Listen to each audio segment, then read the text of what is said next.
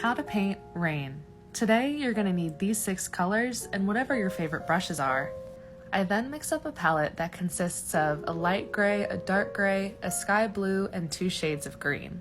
While looking at my reference photo, I block in my grass and my tree line.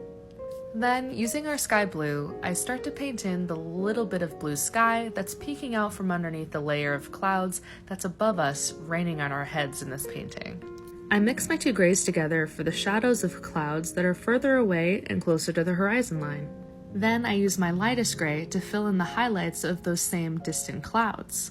Using my darkest gray, I paint in the darker shadow shapes of the clouds right above our heads in this painting. I flick upwards to express the shadows moving around the form of the clouds. Afterwards, I fill in all the white spots left in the canvas with my lightest gray, which leads us to something like this. I then cover everything with a second layer of paint before moving on to painting in my puddles with my darkest gray. Using my smallest brush and the lightest gray, I go in and start expressing the little ripples that are created when a raindrop hits the water. These are kind of fun to paint, so I put in a lot of them and sometimes even added a little splash. For the puddles that are further away though, you don't need as many details. Now we can paint the little blades of grass poking out of the puddles.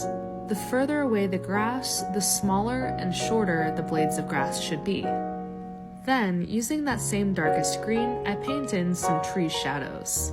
Then, with a little bit of the darkest gray at the tip of my paintbrush, I go in and start dry brushing it or scumbling it into the clouds. I think this is the best way to blend when you're using acrylic paint.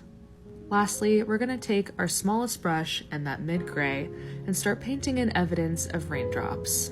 You do not need to paint every single raindrop that exists. Just hint at little moments here and there where the sunlight catches a raindrop falling down from the sky. And all that hard work is going to lead us to something like this. Thank you guys so much for watching.